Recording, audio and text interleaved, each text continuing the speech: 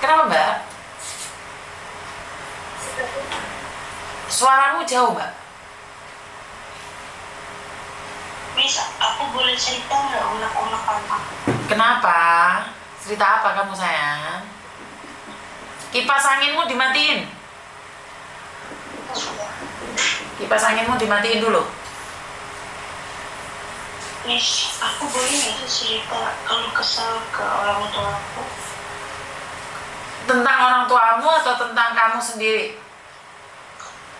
Tentang orang tua aku.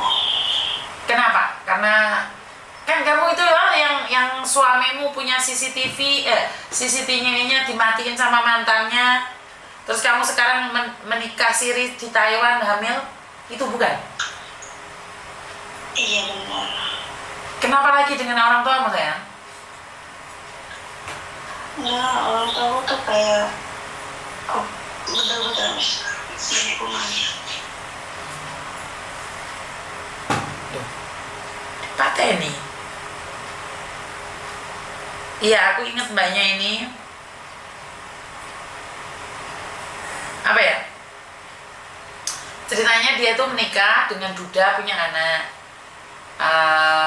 Pulang dari Taiwan nikah sama dia, terus menikah seminggu atau 2 minggu balik lagi ke Taiwan, madam. Nah, suaminya ini balik lagi sama mantan istrinya, main ke rumahnya dia, CCTV rumah dimatiin. Di Taiwan? Bukan, di Indonesia. Jadi cowok ini sudah menikah cerai, terus kenalan sama cewek ini. Setelah itu menikah sama cewek yang pekerja di Taiwan. Setelah pulang, ya pastinya si cewek ini habis-habisan uang ya untuk menikah, sampai mencarikan dia pekerjaan, semuanya. Setelah itu menikah cuma seminggu kalau nggak 2 minggu, balik lagi ke Taiwan. Tapi rumahnya dipasangi CCTV, rumahnya kan sudah bagus, mewah kan. Nah, dipasangi CCTV. Nah, mantan istrinya itu sering datang ke sana dengan alasan kangen sama anaknya. Nah, setelah itu nggak masalah sih, tapi menjadi masalah CCTV-nya dimatiin. Ya, pasti dong ada sesuatu. Akhirnya keluarganya kan malu karena apa ya? Keluarganya malu karena dia paham kan? Kalau di kampung itu kan harus kuat sama omongan tetangga kan. Otomatis dia nggak kuat, dia memilih untuk bercerai. Setelah dia bercerai, ya terjadi pertengkaran, drama yang panjang kali lebar, selesai. Akhirnya bercerai dan ternyata suaminya ini balik lagi sama mantannya. Ya udah selesai ceritanya. Nah, tapi dia sendiri di Taiwan cerai 3 bulan sudah punya cowok dan hamil sekarang. Nikah siri, tapi ini nggak tahu kenapa ini happy lover ini. Kenapa dia pingin cerita lagi? Sama orang mana? Orang Indonesia yang ada di Taiwan. Jadi ya nggak tahu ini kenapa cerita tentang orang tuanya. Mungkin orang tuanya tidak merestui. Cuman saya takutnya ini anak lagi hamil, kena baby blues itu. Ya kayaknya dia kena baby blues, jadi gampang tersinggung. Mungkin orang tuanya ngomong apa tidak direstui atau seperti apa dan bagaimana, otomatis posisi hamil kan sensitif banget, men. Orang posisi hamil itu kayak emosinya tuh tidak terkontrol dan mudah baperan. Iya, cepat ini dia. Hormonnya cepat naik. Cepat sekali baper. Makanya ini tadi katanya nggak tahu ini majikannya manggil, makanya dimatiin. Artinya adalah sebenarnya kalau orang hamil, karena perempuan itu diakui atau tidak itu tetap baperan. Kenapa? Dari body yang cantik menjadi mekar itu sebenarnya sudah tekanan hormon. Hormon dia sudah naik melunjak-lunjak. Jadi kenapa sih saya tuh ini satu cerita, madam. Dulu waktu saya punya rumah gratis buat siapapun.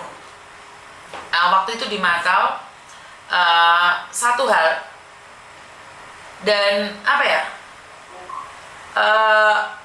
Saya bantu orang hamil karena saya selalu menempatkan diri saya bagaimana ceritanya kalau saya di perantauan hamil, nggak ada tempat tinggal, nggak ada makan, otomatis ada orang yang menolong, kan kita berterima kasih, benar nggak sih?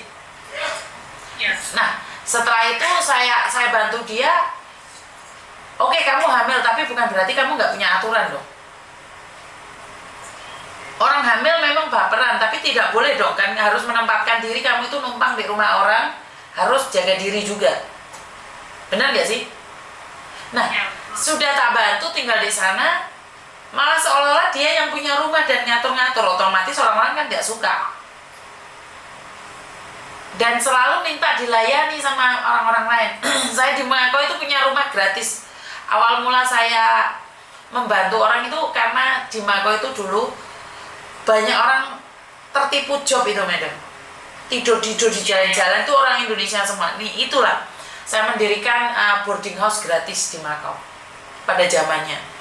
Sebelum saya membuka bisnis ya, sebelum saya membuka bisnis lain-lainnya ya, saya tetap sebagai stafnya agent, tapi buka rumah itu dengan uang saya secara pribadi. Nah dari situlah banyak orang yang memberikan jalan untuk bisnis. Jadi kenapa sih saya percaya dengan carilah nama, maka harta akan mengikutimu. Jika kamu mencari harta duluan, maka namamu yang akan tergadaikan. Itu prinsip ya. Setelah saya membantu orang banyak itu, akhirnya ada orang tiba-tiba ngasih uang ke saya, madam. Modal. Saya bilang jangan Pak, saya takut nih gini. Udah jalanin aja.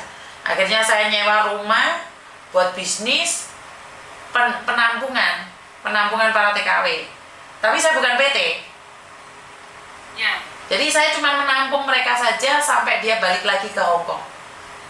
Jadi itu karena saya punya nama baik, akhirnya pengusaha-pengusaha cindo-cindo itu nyari saya, madam. Jadi awalnya saya nggak ada bisnis, saya nggak ada kenal saya. Siapa yang kenal saya? Dari mulut ke mulut. Jadi kamu tinggal di mana? Di tempatnya Yuni. Bayar nggak? Enggak, karena saya nggak punya uang. Kamu tinggal di mana? Tempatnya Yuni. Yuni mana? Nama saya dulu Dewa Yunia. Jadi di situ saya terkenal sekali di sana. Cuman saya tetap kejam. Maksud kejam adalah tegas. Jika kamu tidak sesuai aturan di boarding house saya, keluar. Termasuk orang hamil tersebut. Saya bantu dia 3 bulan. Saya bantu dia ngumpulin uang, tapi ternyata uangnya buat judi.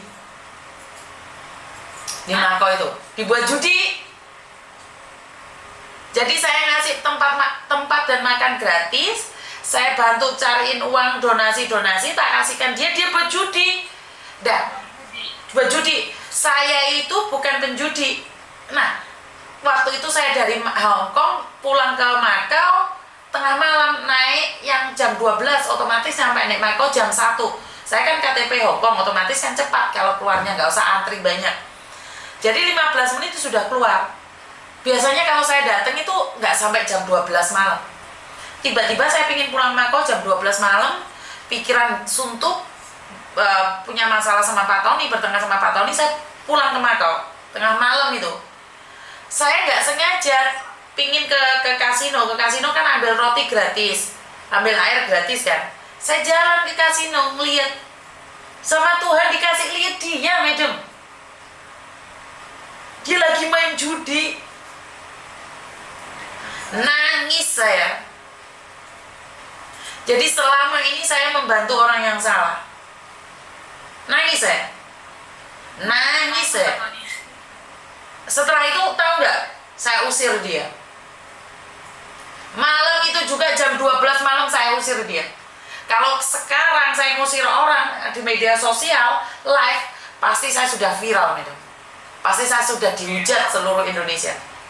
Tapi kan mereka nggak tahu awalnya seperti apa sebelum saya mengusir. Ternyata dia hamil itu sama dengan banyak cowok. Karena dia jualan, hamil, terus nggak ada tempat dan nggak ada laki-laki mau dia. Nah, tapi karena prinsip saya, orang hamil tuh jangan disakiti. Baby blues. Saya ingin dia punya rekaman terbaik dalam hidupnya bahwa saya pernah menolong dia. Tapi bukan memanfaatkan saya. Saya usir jam 12 malam, saya ajak dia pulang ke boarding house, saya keluarkan itu semua barang-barangnya. Hati saya langsung hampa. Langsung saya nggak peduli apapun. Jadi saya langsung nggak bisa ngomong apapun.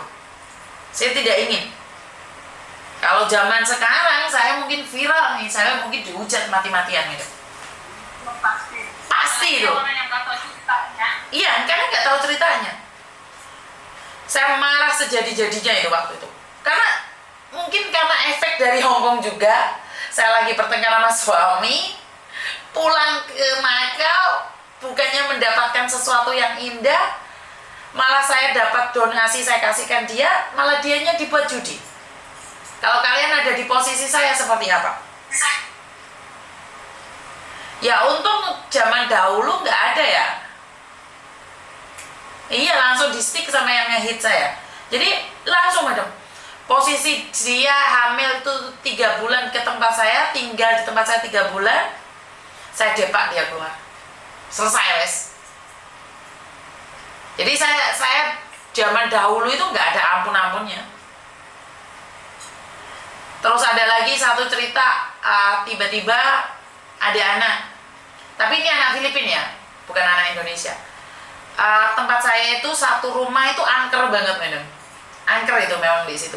Saya waktu ngambil rumah itu memang saya sudah tahu nih, tapi murah sekali. Zaman dahulu kala itu murah sekali, 2.500 uang Makau. Di dalam rumah itu udah nggak laku lama madam. Rumah itu nggak laku, disewakan dengan murah aja nggak laku. Saya berani ngambil itu karena prinsip saya adalah banyak orang yang berdoa di rumah itu, barang-barang yang halus kan pergi. Saya prinsipnya seperti itu. Saya tinggal sudah 2 tahun, tidak ada masalah. Menjadi masalah saat satu anak Filipina datang ke rumah saya. Oh sebentar Mas Wia telepon. Halo Mas. Sorry. Selesai syuting. Oke, mau berangkat ke Serang? Ngapain lagi Mas?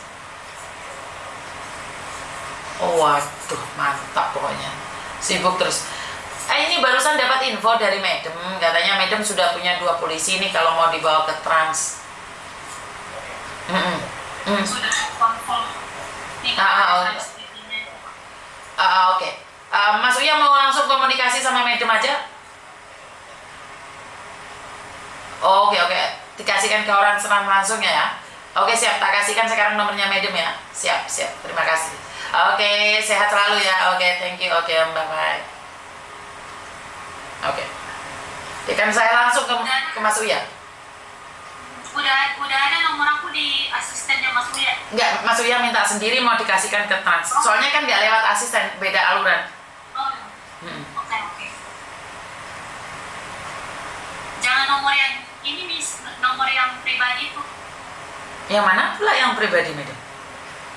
Yang 771 lah, yang ada grupnya. Yang ada di grup ini kan? Ya.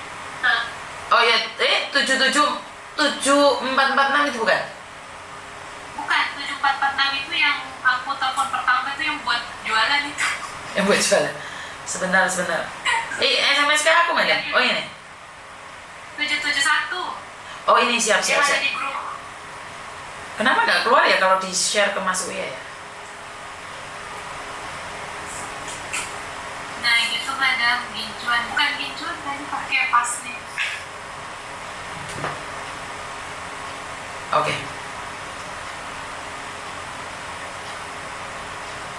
Nah ini. Kalau Mas Uya itu tidak pernah nggak ngangkat telepon saya, kecuali Mas syuting.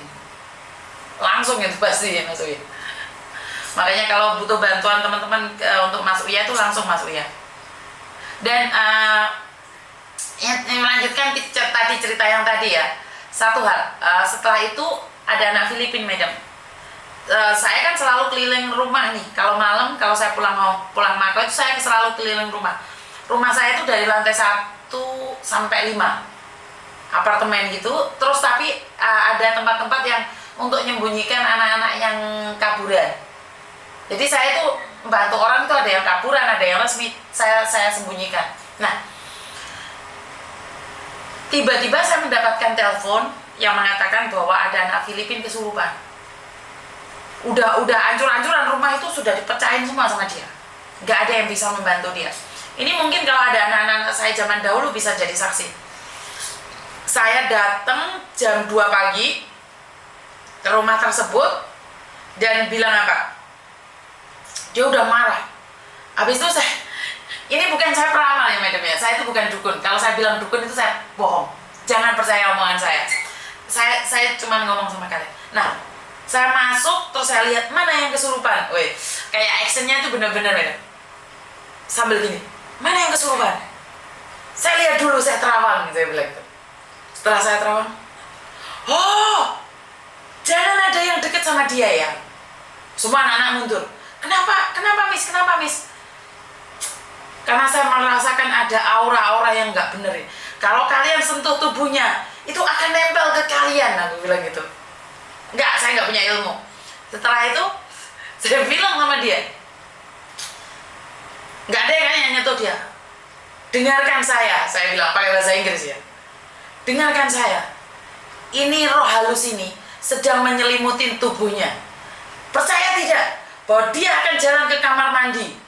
Wih, jalan beneran dia ke kamar mandi, madam. Waduh, sakti saya ini. Pusing sebenarnya saya itu bohong. Saya nggak ada ilmu. Setelah dia jalan ke kamar mandi, kalau ini orang kesurupan bener, dia akan melepaskan semua bajunya. Ini memang setan yang terkutuk, aku bilang gitu. Dilepas beneran, madam. Kurang ajar ini orang. Lepas beneran. Semua bajunya dilepas, termasuk BH-nya, celana dalamnya. Dilepas beneran. Wah, bingung saya nih. Waduh, ini hantu beneran ini. Saya yang takut. Saya yang takut. Semua orang sudah ngiter di sekitar saya. Habis itu saya bilang, saya udah buntu, otak saya itu udah, aduh, mau apain ini anak. Sudah tak maki-maki, nggak kena madam. Dia lebih kasar dari saya. Tak marahin, dia lebih kasar dari saya. Aduh, mau ngapain saya? Karena saya sudah greget ya. Apa yang saya lakukan saya tahu salah. Saya secara tidak sengaja menampar dia, pah, di mukanya. Tahu nggak apa yang terjadi? Kalau orang ditampar, posisi kesurupan, ada hantu, ada setan, terasa nggak? Gak bakalan lah. Nggak bakalan ya.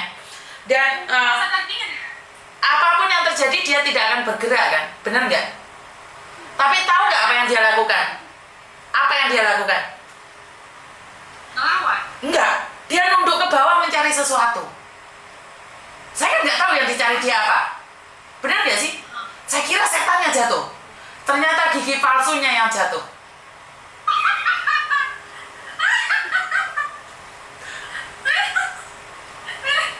Ayo. Aku awalnya nggak. Aku merasa bahwa saya sudah pusing nih menghadapi hantu satu ini. Saya sudah nggak kuat. Berarti dia bohong. Bisa ditebak kan? Ya dia bohong. Ya dia sadar gigi palsunya jatuh. Nah, Makanya aku bilang orang kesurupan kan gak sadar diri. ditampar, digampar, diapain, sadar nggak? Iya lah. Tapi apa yang dia lakukan? Dia menunduk mencari sesuatu di wastafel dan dipasang sama dia.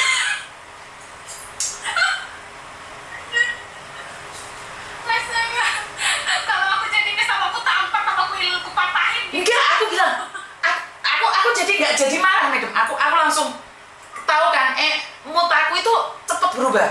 Langsung aku drop total, terus aku cuma ngeliatin dia. Nggak bisa ngomong saya, karena di kamar mandi cuma ada aku dan dia. Tak tutup kan pintunya. Terus aku bilang, kamu boleh menipu orang lain, tapi bukan saya. Karena saya punya ilmu lebih tinggi dari kamu. Padahal saya nggak ada, madam. Jadi anak-anak yang di luar itu mengira bahwa saya itu dukun sakti mandraguna. Padahal tidak. Bukan. Gak ada hubungannya. Gak ada hubungannya. Karena giginya itu cepat lepas, saya nggak sengaja menampar dia. Terus setelah itu, saya bilang sama dia, kenapa kamu gini loh, dia masih nggak ngaku kalau dia itu pura-pura. Saya bilang, tahu nggak logika? Kita berbicara secara logika. Kalau kamu pengen tahu, rumah saya itu ada penjaganya, di bawahnya jam itu karena temboknya dulu itu habis buat itu suami istri bertengkar sampai meninggal dua-duanya. Jadi saya bilang sama dia, rumah ini lebih angker daripada otakmu. Habis itu dia meluk saya, nangis sejadi-jadinya. Terus saya tanya, masalahnya apa? Oke, sudah dapat. Dia loh Miss, maksudnya gini, kalau dia kesurupan terus Miss bilang kan, kalau kamu ini lepas baju, nah dia kan secara sadar ngelepas bajunya, semuanya dilepas sama dia. Enggak, karena gini madam, saya katakan dunia lain itu sebenarnya sedang merekam omongan kita madam. Oh, iya. Dunia lain itu sedang merekam omongan kita. Dia akan membo-membo, maksudnya membo-membo itu berubah wujud seperti kita. Jadi saya percaya dengan itu. Tapi tujuan saya baik. Saya yakin ada yang melindungi saya juga gitu loh. Jadi tujuan saya baik. Saya nggak peduli karena ini anak kalau saya teruskan berefek samping pada anak-anak yang lain. Jadi saya harus tegas. Nah, di situ dia meluk saya, akhirnya dia cerita dia itu lagi dipecat sama majikan, nggak punya uang, punya utang, keluarganya minta uang, memeras dia. Makanya saya dengar aja marah sama keluarganya. Sampai anak ini bisa dibilang mentalnya sebenarnya yang kena. Fisik kena, mental kena. Kenapa sih? Kayak Blorong kemarin saya itu lebih menarik dia keluar. Karena saya tahu mental yang kena, madam. Saya tuh tahu banget. Dan kalau saya nyelidikin, saya tuh habis-habisan ngulitin saya total sampai tulang-tulangnya. Kalau saya nyari itu sampai tulang-tulangnya, makanya nggak akan bisa berbicara. Karena itu setelah kejadian itu, wah saya sombong madam, keluar dari pintu, saya gini, oh ini sudah sembuh ini. Ya ini sudah sembuh. Padahal nggak ada hubungannya itu semua, nggak ada. Jadi saya bisa menyembuhkan orang gila. Bukan, gak ada hubungannya. Jadi kenapa sih hipnotis itu terpengaruh? Karena kita mengizinkan. Karena iya, kalau hipnotis itu kan biasanya karena kita alam bawah sadarnya itu kosong. Jadi cepat itu masuk. Karena itu kan dulu seharusnya saya tuh masuk di kuliah di psikologi, madam. Harusnya. Okay. Saya cocok dengan ilmu saya. Tapi berhubung saya salah masuk fakultas, ya jadinya dukun.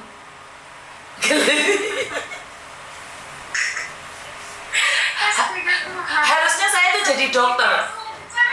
Bener, harusnya saya itu jadi dokter, madam. Bener. Saya itu harusnya ahli brain, ahli otak. Tapi karena saya salah milih jalurnya itu di perdukunan, akhirnya bakar dupa.